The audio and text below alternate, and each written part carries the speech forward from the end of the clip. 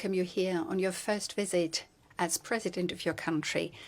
For us, it is extremely important to note that we had a very good exchange of views. We were able to touch upon all the issues that are of relevance for both our countries, but also for the relationship between Europe and the Indo-Pacific region per se. Germany aims to further broaden its commitment and engagement in the Indo-Pacific. We aim to diversify our imports from other countries in the world, and we want to make a contribution towards ensuring that we have as many partners as possible so as to avoid creating dependencies. And the Philippines is a very important partner for us in Southeast Asia. We have a long tradition on which we can build, Mr. President. We can look back to 70 years of a bilateral relationship, and we aim to further deepen and expand that relationship. It is important for us that we make further headway in the economic sphere. We have thus expanded for investment guarantees, which is also meant to attract and make it easier for German companies to invest in the Philippines. We cooperate very closely on the issues of raw materials, commodities, something that is very important for us because the Philippines happens to be home to many important minerals like nickel, and we would like to help the Philippines in better extracting and also processing these minerals.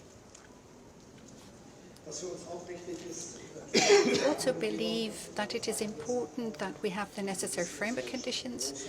Free trade agreements play a part here. As you may know, Germany has always been strongly supporting free trade agreements and the freedom of trade, and we aim to make further headway with regard to negotiating such an agreement and partnership with the Philippines, but also with all the member countries of ASEAN. We believe that that would be a major step forward, and therefore it played an important part in our talks today. The Philippines have a treasure of a very well-skilled workers. This is also relevant for our health sector. As I reported to the President, that as a lawyer, when I worked as a lawyer, I represented Philippine seafarers, seamen. So that, again, is a very important area of cooperation, and we want to make progress in the future in that regard too. We want to expand our mobility partnership, our migration and mobility partnership, and it is also our aim to do this in a very concrete fashion, to enshrine it, put it into the letter, so to speak. And our Federal Employment Agency plans a placement agreement with your country and its respective counterpart, so as to improve the framework for the cooperation that we aim to have in the future with your country.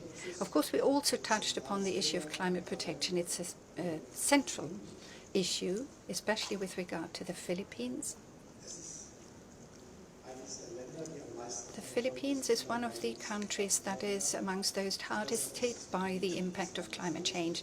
It is therefore has been the policy of the Philippines to ensure that it is not as strongly affected as people may fear. So cooperation on protecting us from the impact of climate is also an important priority. It is important for all of us that we can make sure that the world adheres to certain rules, that it does not aim to change borders through the use of violence.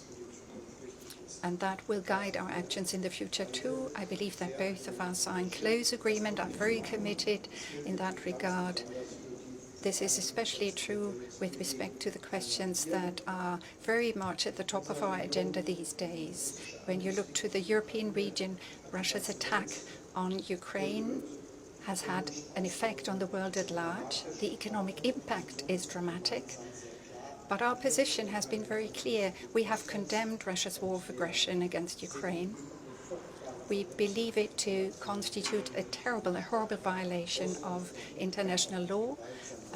Russia is trying to expand its territory through the use of violence, and that is something that we cannot accept. It is a violation of territorial integrity, of the territorial integrity of Ukraine, and I can only speak on behalf of my own government and country. We will do whatever we can to support Ukraine in defending itself. We are already amongst those who provide the greatest support to Ukraine, not only in financial terms, but also by delivering weapons. We also had a detailed exchange of views about the recent developments in the South China Sea.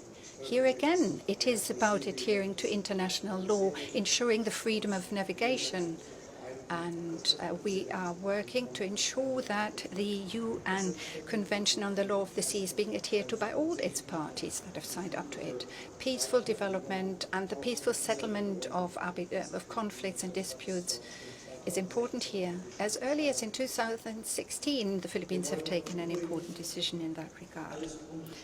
Generally speaking, we want to do whatever we can to help settle tensions or address tensions in a peaceful manner. The negotiations on a code of conduct for the South China Sea is therefore of the utmost importance. ASEAN is a very important actor in the region. We are aware of the added value that the cooperation with ASEAN has in that regard. We have set ourselves an ambitious agenda. We have been able to talk about very concrete projects today, and we are aiming to lay this down in a roadmap for the further development of our relations. I, for one, would like to thank you, Mr. President, for your visit. It has been a very important signal for the friendship between Germany and the Philippines and the expansion of our relationship. Thank you very much, His Excellency Chancellor Olaf Scholz. I'd like to greet also the members of the German delegation and the delegation that has accompanied me here. Good afternoon. First and foremost, I would like to express my appreciation to the Chancellor for his gracious invitation for me to come and visit Germany. I am very pleased as Germany is a very important partner to the Philippines. And I'm honored that this visit coincides with the 70th anniversary of diplomatic ties between the Philippines and Germany, which were established in October of 1954. I look forward to the commemorative activities to be undertaken here in Germany and in the Philippines in the coming months. My meeting with Chancellor Scholz was productive and insightful. We discussed the importance of advancing peace and development in the Philippines. As like-minded partners, we reaffirmed our commitment to promoting the rules-based international order, extending our commitment beyond our own regions to contribute to the broader global community. On defense cooperation, Germany has been providing training to the personnel of the Armed Forces of the Philippines since 1974, making Germany the second oldest formal defense partner of the Philippines. And I express the Philippine government's openness to discussions and cooperation that go beyond training and into new areas such as cyber and maritime domains. I also express our appreciation for Germany's continuous support for the capacity building of the Philippine Coast Guard. Before my arrival to Germany, the joint declaration of intent on strengthening cooperation in the maritime sector between our two countries' transport agencies was already signed. I am heartened by Germany's increased interest in enhancing maritime cooperation between our two countries, and I welcome more initiatives to enrich this relationship. We also discussed ways to enhance trade and investment. Germany was the Philippines' 11th trading partner in 2023 and has been a major source of foreign direct investment. We welcome the presence of notable German companies to our country that have been there for a while, such as Siemens, Lufthansa, Deutsche Bank, Bayer, Bosch, amongst others. I underline the Philippines' strong economic outlook with a GDP growth of 5.6% in the last year, outpacing some other economies in our region. Our economic dynamism is driven by strong domestic consumption, supported by a diverse labor market, a growing services industry, and remittances from our overseas workers. Investing in the Philippines is now a more attractive option, given the legal reforms that allow full foreign ownership on certain sectors, such as railways, airports, expressways, telecommunications, and renewable energy. We continue to find ways to build upon our already strong economic collaboration, taking it to new heights. The Philippines would like to cooperate in the areas of manufacturing, construction, and infrastructure, IT BPM, innovation, and startups, as well as renewable energy and minerals processing. Climate change and cooperation between countries is also a significant facet of the partnership between the Philippines and of Germany. I thank Germany for its leadership and commitment in the field of climate finance and its strong support for the Loss and Damage Fund created at the 28th United Nations Climate Change Conference in Dubai last year. I conveyed the Philippines' bid to host the Loss and Damage Fund Bank in the Philippines. We also recognize the important contribution of Filipino healthcare workers and the other overseas Filipino workers to the culture and to the economy of Germany. Noting Germany's interest in expanded labor cooperation to include other Filipino skilled workers and professionals, the Philippines reaffirms our commitment to ensure the protection of the rights and welfare of Filipinos around the world. Towards this end, our countries have signed the renewal of the cooperation program between the Technical Education and Skills Development Authority and the Federal Institute for Vocational Education and Training during my visit here in Germany. Both sides are also working towards the conclusion of the Memorandum of Agreement on the placement of skilled workers and other professionals. We will continue to work on other agreements across various areas of cooperation and look forward to their conclusion in the near future. On regional and international matters, I thank Chancellor Scholz for Germany's staunch support for international law, including the 1982 UNCLOS. Our shared commitment to international law strengthens our partnership and creates a favorable atmosphere for working together on global issues. I reiterated that the Philippines remains committed to addressing issues through dialogue and consultation. Yet the Philippines, like any sovereign state, will continue to firmly defend its sovereignty, its sovereign rights, and jurisdiction in accordance with international law. On Ukraine, I assured Chancellor Scholz of the Philippines' continued support. We reiterate our call on concerned parties to seek a peaceful and diplomatic resolution to the conflict, recalling the 1982 Manila Declaration on the Peaceful Settlement of International Disputes, which reaffirms the principle that all states shall settle their disputes by peaceful means.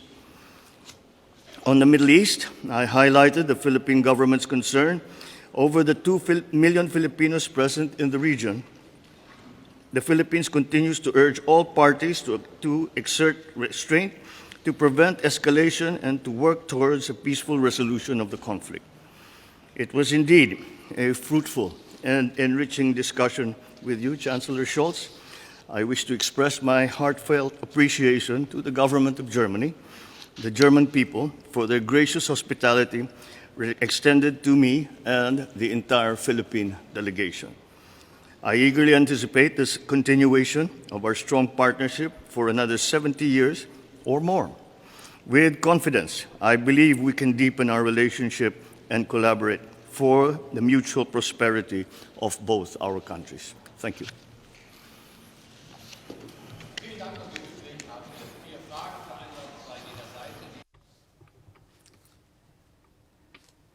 The first question, please. President and Mr. Chancellor, German Foreign Minister Annalena Baerbock earlier said that the Philippines and Germany have agreed to boost its maritime cooperation in the South China Sea. What assistance is Germany offering to the Philippines to help us defend against China's aggression in the West Philippine Sea? Thank you. Ich habe es eben schon gesagt. As I said earlier, respect for international law is of the greatest importance to us. This is, of course, equally true. I will repeat what I said. As I said earlier, respect for international law is of the greatest importance for us, and the same is true for the laws, international law that govern international navigation. We have the UN Convention on the Law of the Seas. We've got an arbitral tribunal, which happens to have its sea in my hometown, Hamburg, that is, and important judgments have been passed over the course of the year. I believe it to be very important that each and everyone adheres to the legislation in place. We've talked about this today, as I said, and I made it clear that we support the Philippines in ensuring that the rights are being protected. Eine Frage an den philippinischen. A question to the President of the Philippines in the South China Sea, also regarding the South China Sea. China has submitted new proposals aimed at avoiding a conflict. Your government has expressed its skepticism and rejection. Could you perhaps explain to us what your criticism is of these proposals submitted by China? Chancellor, as regards Ukraine, we have received different statements with regard to the conflict from the members of the European Union. I'm not talking about the ground conflict. The Hungarian president, after having met President Trump, Mr. Trump, made it clear that Trump, would he become president, were to say no more penny was to go into Ukraine. And he also wants that the member states of NATO increase their contribution to NATO on defense to 3%. So what could you say with regard to these two proposals? No more funds to Ukraine, no more financial support to Ukraine. It is not really for me to comment on what might be the results of the upcoming presidential election in the United States and the policies that the new president or the re-elected president will undertake. But we of course watch with great interest and we relate all those policies towards, for example, NATO, to the situation back home, back in our region in the Indo-Pacific. On the first part of the question, we have not rejected any proposals that China has made to us. But the premise is something that we question. And that premise that China has made is that their territory follows what is now described as a 10-dash line. This is not recognized by any country, any international body, certainly not by the Philippines. Our baselines have been well established for years now. We have the economic zone that China has already intruded upon. And until that premise that China has made in terms of all its discussions with the Philippines, then it's very difficult to see a way forward, because it is, for myself, for example, as I always explain, when I took office, I took an oath to defend and support the Constitution of the Philippines. The first article of the Constitution of the Philippines is the article that describes and defines the territorial area, maritime and land-based territory of the Philippines. And it is my duty, I have no choice but to defend that, and we will continue to do that.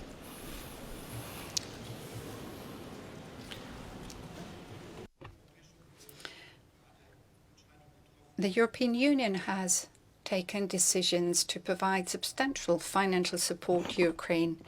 We have agreed on a multi-annual financial planning that includes budgetary support and that will cover the next few years, which constitutes a substantial contribution towards stabilizing Ukraine, its government activity, and the economic development of the country. In addition, it is clear for all of us that we also have to assist Ukraine by providing weapons. You may be aware of the fact that Germany has earmarked more than 7 billion euros in that regard. And all the pledges we've made so far, starting with what we've already delivered since the war broke out and what we've pledged for the future, this amounts to 28 billion euros, almost $30 billion. My position is that we have to continue to support Ukraine. And I'm talking not only Germany here, but I'm talking of all the members of the European Union. We have to be at the side as long as it takes for Ukraine to be able to defend itself. And I'm sure and confident that that is also going to be the position of the European Union in all the upcoming decisions. When I think back to the decision we took last year and the decision we took at the beginning of this year, the likelihood that we will be able to reach agreement on this in that regard is quite obvious. Generally speaking, I express my general commitment to the obligations we entered into. 2% of our economic output is to go into defense. And for us to be able to achieve that massive increase, Germany set up a special fund, and we've roughly 80% of that fund is already earmarked for projects and expenditure. And we will also have reach the 100% by the end of the year. This has to be funded from our budget, despite the fact that this is a major challenge. I am happy to note that almost all European partners that happen to be members of NATO are aiming to achieve in a similar vein this objective. This constitutes major progress, I believe.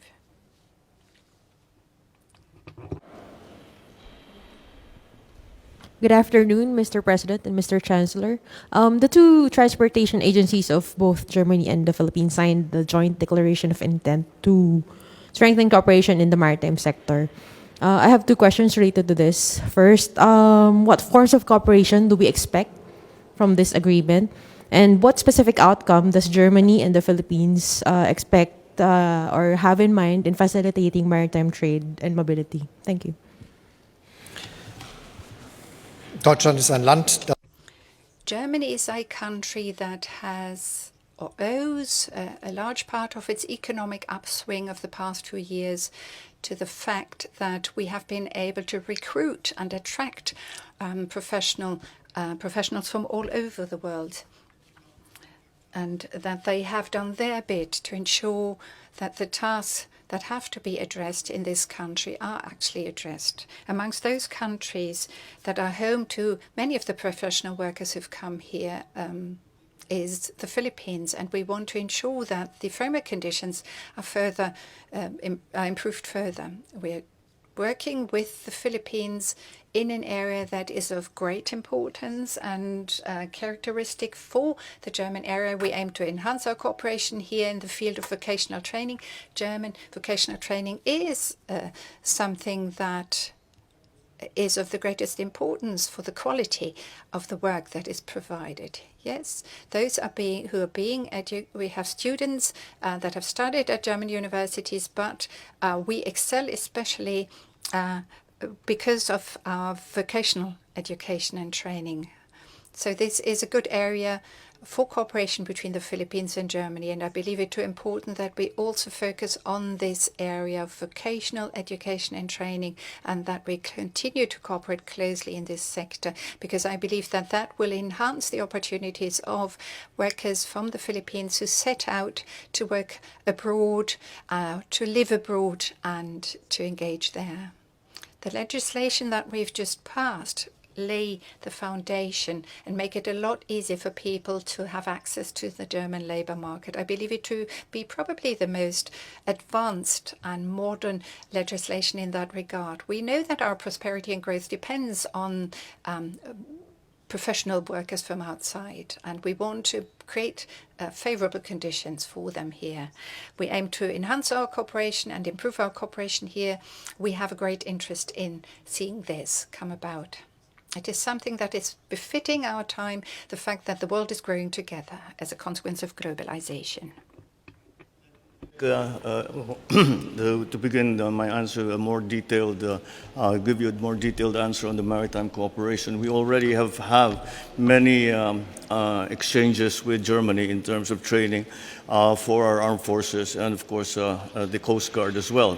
And that we have agreed with the Chancellor to expand that because it really it has to be recognized that the South China Sea handles the 60% of the trade of the entire world. So it's not solely the interest of the Philippines or of ASEAN or of Indo-Pacific region, but the entire world. And that's why it is in all our interest to keep it as a safe passage for all international commerce that goes on in the South China Sea. And I say on a more general aspect, certainly the Philippines is looking to transform its economy. That transformation can only occur when our workforce is, I think the buzzwords that everybody uses now is upskill and reskill. And we look to Germany for much of that training, especially since we are very much immersed now in the digital space. And the high technology requirements for the workforce, the training for high technology jobs in the workforce is something that will be necessary to keep our economy thriving. And again, that is the area that we are hoping. As I said, we have agreed on the exchanges between our TESDA, or the technical educational system, and the German Institute for Vocational Training. So that we hope will be a continuing effort, and that will be, I believe, an advantage to the Philippines because our workforce will be better trained, and it will be an advantage to Germany because we will now have a workforce that can contribute to the German economy as well.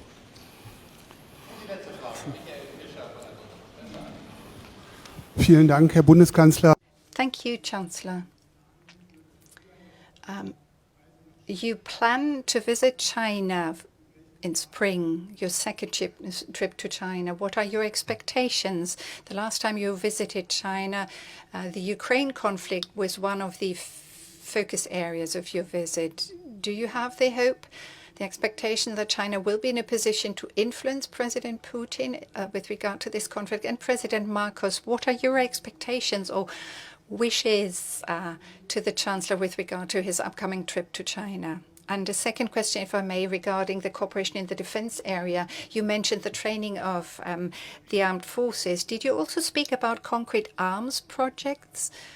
Did you express or address concrete wishes to the German side in that regard? Second part of the question first. We did discuss the training, but we have not gone into the detail as to the procurement because the Philippines has just finished making its plans for the next stage of procurement for the armed forces. And once that is finalized, and I think that we will then be ready to offer that procurement schedule to Germany and to other countries, and hopefully we will find ways to help one another. As to the upcoming visits of the Chancellor, well, we can only wish that he is successful. We all would like to have a more peaceful situation, certainly in the Ukraine, but also in the South China Sea. Although it is not in the South China Sea, it is not outright war. What we are worried about are the increasing tensions that are happening. Ukraine, of course, is a continuing challenge that the whole world faces. It is not the interconnection of the global economy is such that such an occurrence, such a conflict, no matter how far away from the Philippines, does affect still the Philippines and the region. And so I am we hope for a good result for Chancellor Scholz's visit. Der Besuch wird Of course, the visit, as is the long tradition of such visits of my predecessors and the predecessors on the China side, will take place along the lines of those visits. We will pass and review the situation in the world, economic issues that are bilateral, but also economic issues that are international in nature. We will touch upon issues of resilience, because that is important to us too, especially because Germany does a lot to ensure that it is active and represented in many parts of the world, and that it has economic ties with as many countries in the world as possible, which we aim to further expand. Of course, regarding the dramatic issues of peace and war in the world, we talked about that during my last visit. Ukraine, you mentioned it. We will undoubtedly talk about this during my upcoming visit. We talked about the situation in the Indo-Pacific, the South China Sea, Taiwan Strait, all the things that play a part here, and we will undoubtedly talk about that. It would be peculiar if we were not to do so. Thank you.